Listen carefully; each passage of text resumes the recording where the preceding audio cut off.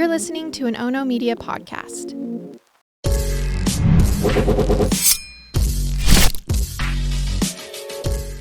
Good morning, and thanks for joining me for Rise in Crime, your morning caffeine hit, all about crime. I'm Mama Jules, and I've got a murder for hire story for you today. And unfortunately, these murder for hire plots are becoming way too common. But this story is anything but common because it also includes accused sexual assault by a child's father, accused spousal abuse, the unexplained death of a son, and then a political religious angle, and then on top of it all, the murder for hire plot. All right, this all began in 2001 when Angie Huffines and Aaron Solomon began dating. Angie was independent, a pharmacist. She even owned her own home. And Aaron was a morning anchor for WSMV4 in Nashville, also a radio personality in the Tennessee area. Now, the two dated just 6 weeks before committing to marriage. And family came as fast as marriage, when less than a year after their marriage, Angie and Aaron welcomed a baby boy named Grant into their home. 4 years later, a baby girl named Gracie completed the crew. Now, for the next 4 to 5 years after Gracie was born in 2006, Angie says the marriage progressively went downhill. She claims that during those years, Aaron isolated her from her family and friends. Now, Angie already had a strained relationship with her parents, and the forced isolation made that relationship worse. She said Aaron controlled everything in their family home, even down to the color of outfits the family wore. So, for example, she said Aaron wanted the family to match. So if he wore blue, then Grant, Gracie, and Angie would all expected to wear blue for that day. Angie also alleges that she could go nowhere alone, not even to the hairdresser. She believed that Aaron was worried that she would tell others about the controlling home, so he would come and sit while she had her hair colored. In about 2008, Angie said the abuse in the marriage became more pronounced. She said Aaron was cheating on her and possibly grooming young girls, and even having questionable relationships at his TV anchor workplace. She also says his physical abuse ramped up. Now, according to Angie, she attempted to schedule counseling, but Aaron refused to let her attend. She continued to beg, and she said he finally agreed to couples counseling, where, according to Angie, it was determined that Aaron had a sex addiction and that Angie was experiencing PTSD from her childhood and now also from her marriage. During this time, Grant is becoming a budding athlete, both on the basketball court and the baseball field. Gracie also is growing and becoming just more aware of what she now says was inappropriate behavior by her father. When Gracie was about 7, Angie says Gracie admitted to her that her father would, quote, put things inside of her. On a website created by Angie, video of Gracie is available with her reading her written thoughts about her father. Here, I just want you to give a listen to just a very short excerpt of what Gracie has to say. We were in North Carolina for one of Grant's baseball tournaments when my dad said we had to go back home for court. It was only my dad and I. Grant stayed. We stopped at a hotel room in Asheville. My dad only got one bed when I had asked for 2. It made me really nervous before we even got in a hotel room. When we went to bed, I remember him slowly getting closer to me until I was on the edge of the bed. I kept waking up by feeling his feet rub against mine. I kept waking up and then finally realized I felt something hard on my lower back, close to my butt. I drew an illustration of what it was like. I felt really scared and knew it was wrong. Okay, like I said, that's just a short portion of the 18-minute video that explains further abuse that Gracie claims her mother, and Grant all suffered at the hands of Aaron. Now, around that same year, back when Gracie first told Angie about the alleged sexual abuse, Angie began formulating a plan. She was keeping copious notes in her phone about how she was preparing to take the kids from Aaron. One morning, Angie says she left her phone at home while she drove Grant to his private school. When she returned, Aaron had accessed the phone and read the notes about Angie leaving him. Angie says Aaron showed her the phone floating in the toilet where he had thrown it. She says he then wrapped a hairdryer cord around her neck and choked her nearly to death. Angie says Aaron then called authorities and had Angie admitted to the hospital on suicide watch. She says he told doctors that she had tried to kill herself and she needed to be kept away from her kids. Well, while Angie was admitted to the hospital on a mental health stay, she told her side of the story to a psychiatrist who worked on helping her be discharged and, basically she could go back home. But Aaron had gathered his 2 kids and left. Coincidentally, Aaron had just inherited several million from his aunt, so leaving was not a difficult task. For the next several years, court battle after court battle ensued. Aaron winning at first and being granted full custody, but as the years passed, Angie won some of the battles and they began sharing custody. Gracie claims the abuse continued, and she even shared the abuse claims with her church leaders and with school officials. In one disturbing taped interaction, a school official is seen telling Angie that Gracie needs to stop talking about the abuse at school because other children are asking questions, and boys are formulating thoughts about Gracie that will affect her in the future. You guys, I wish that wasn't true, but I watched the video. It is so disappointing. Now, one custody agreement that was reached in the courts had Gracie with her mom and Grant with his dad. Now listen to what Gracie has to say about this. Grant and my dad never had a good father-son relationship because of my cat.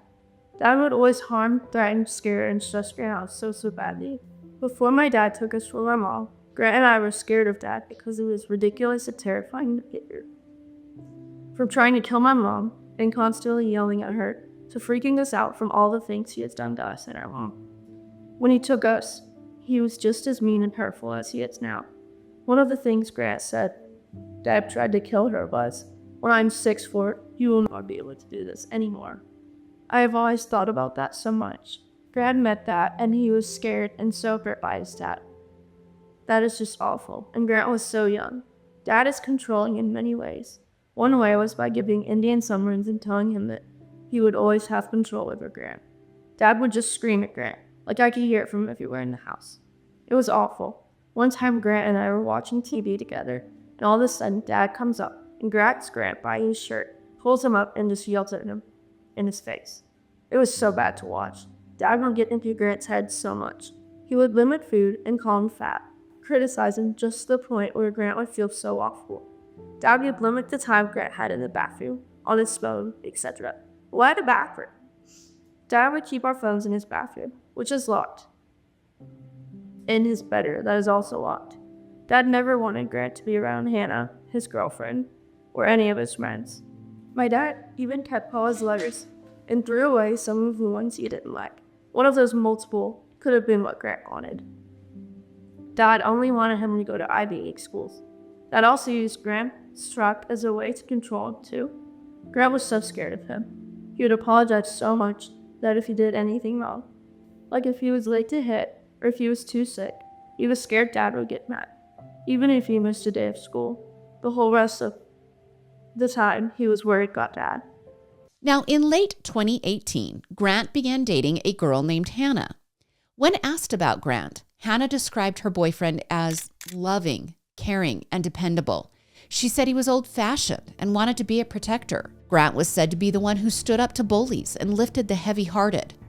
Grant had confided a little bit in Hannah about his difficult home situation, and Hannah said he told her once that he was going to fight for custody of Gracie when he turned 18.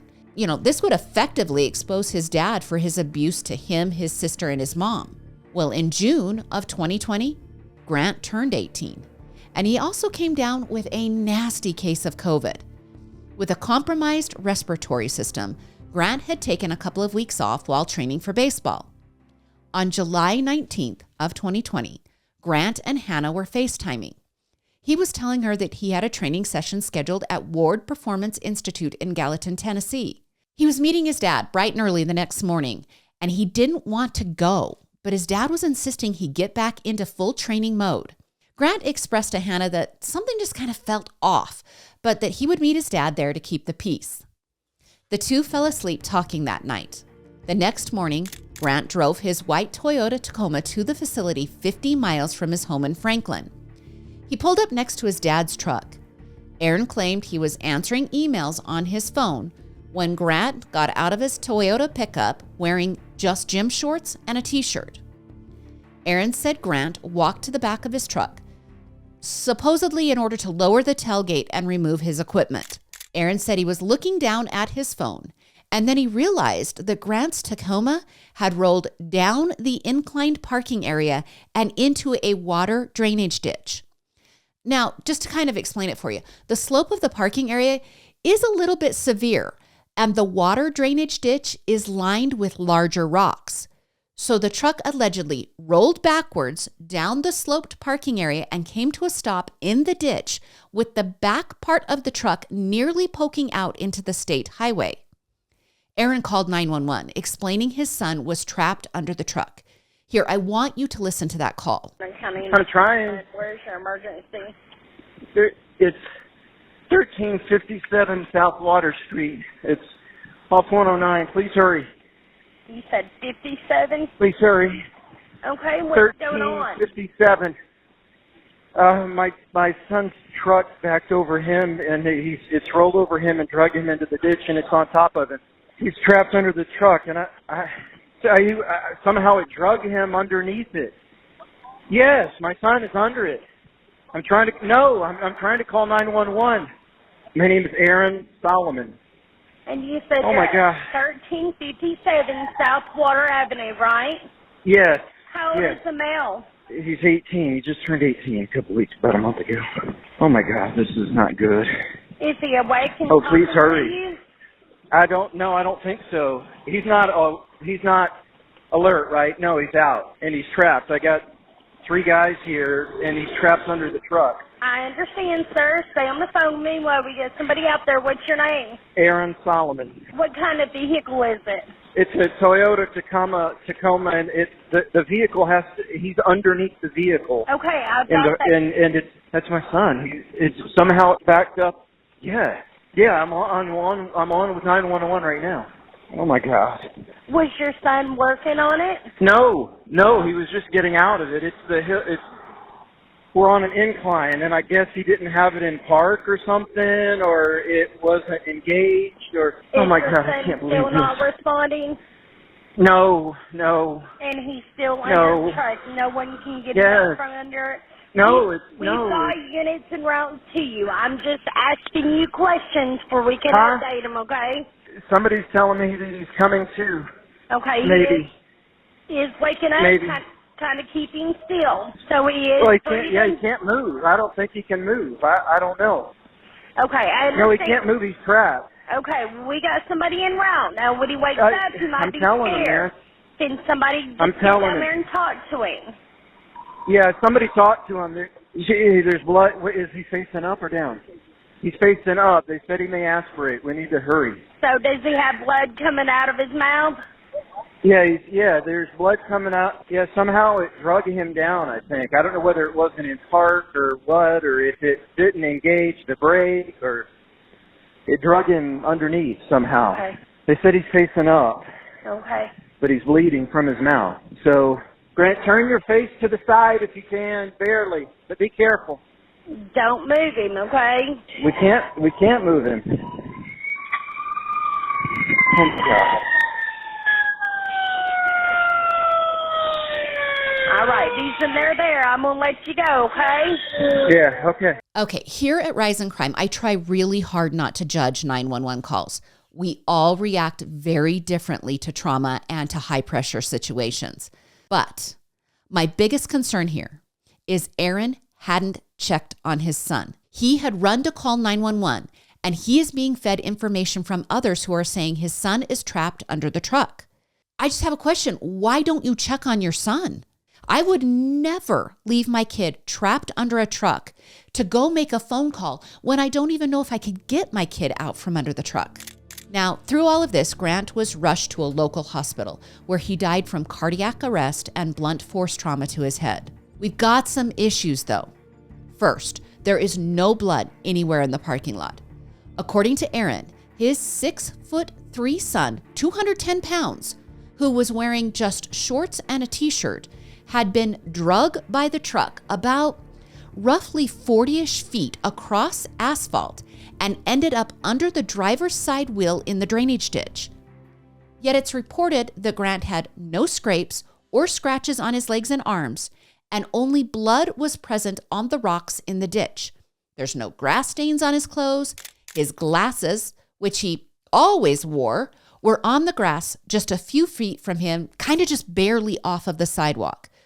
They weren't somehow in the 40-ish feet, knocked from his face.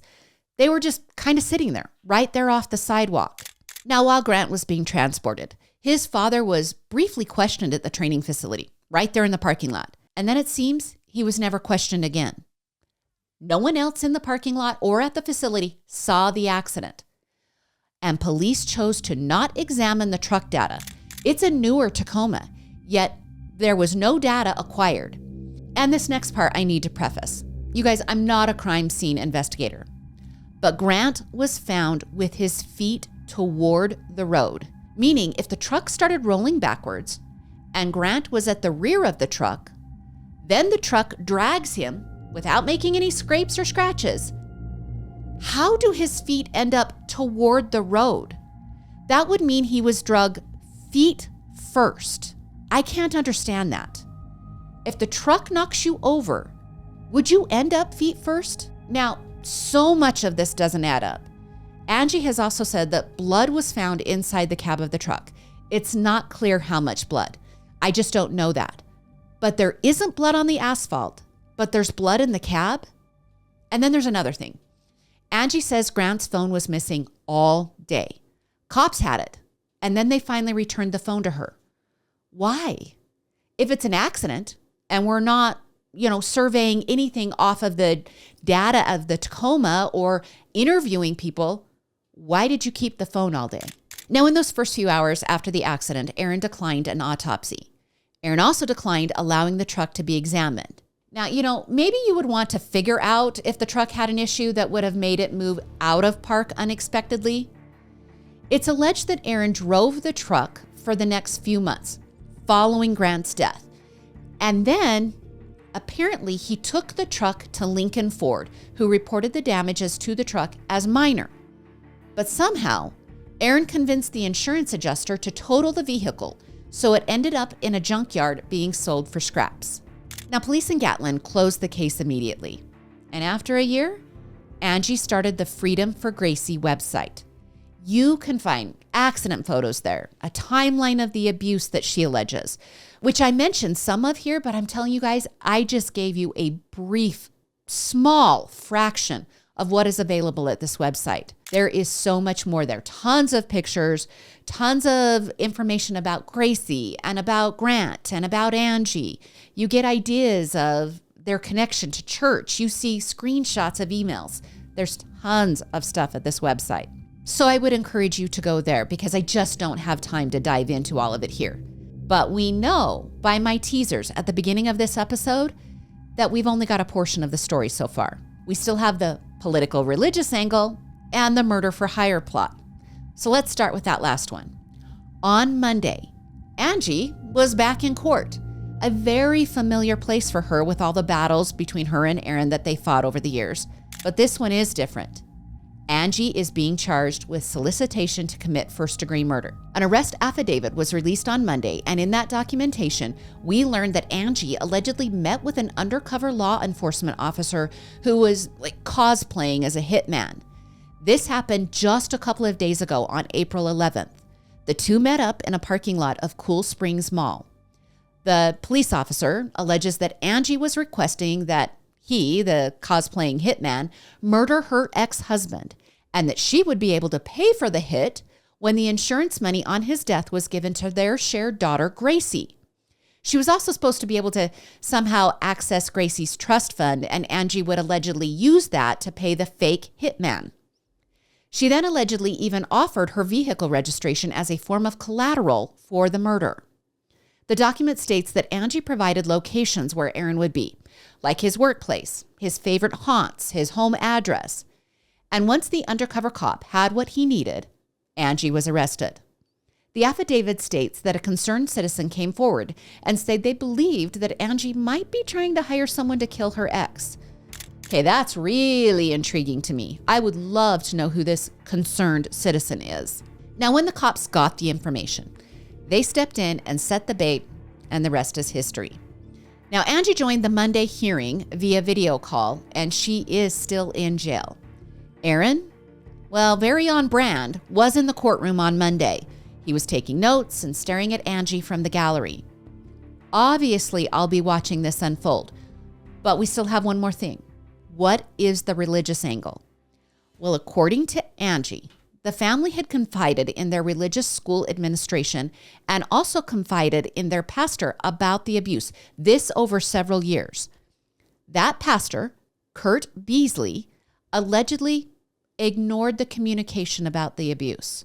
Kurt is a pastor for Grace Chapel Church. That's important, Grace Chapel Church. And it seems Grant also took an opportunity to speak with Steve Berger, the founder of Grace Chapel Church. Grant wanted to talk about, getting closer to God and also talk about the difficult family situation and the worries he had for his sister and mother. Now, all of this was occurring about 2 years before Grant's suspicious death in 2020. Grant didn't receive any help from Steve Berger in regards to repairing his family.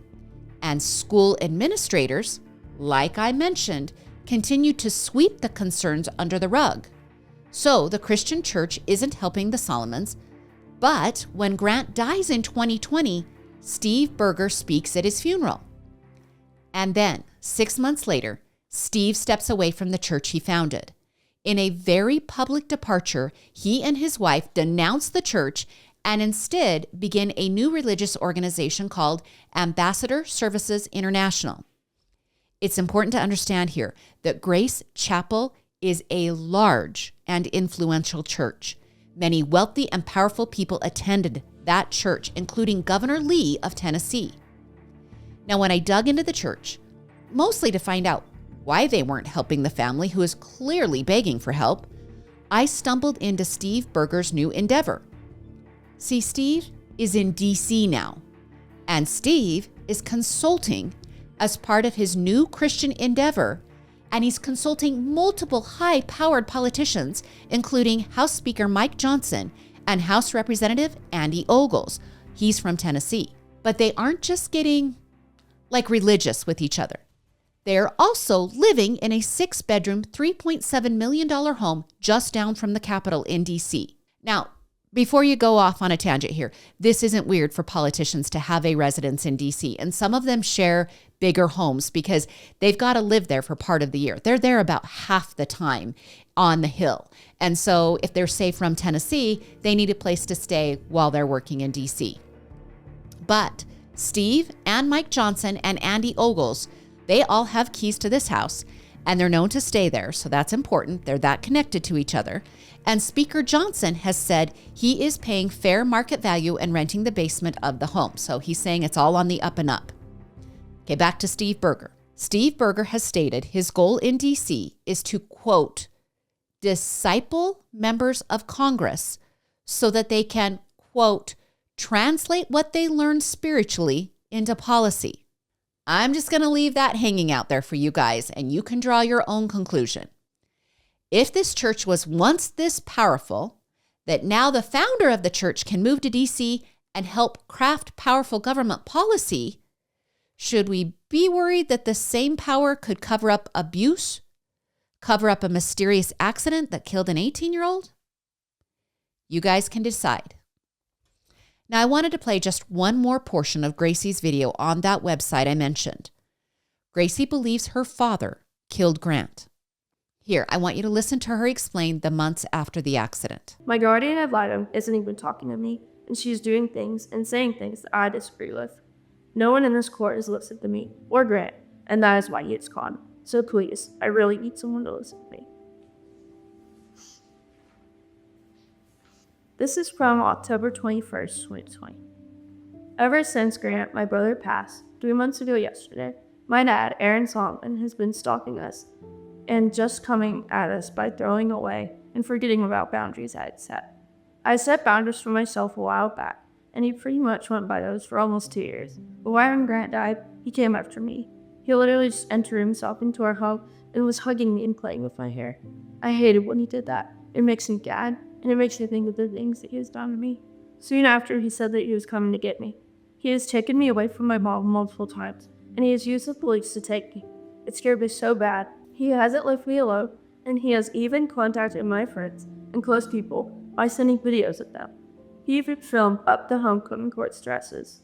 It makes me sick seeing him or talking about him. It's someone's stuff. We recently got our restraining order put in place, but she has been violating it a lot.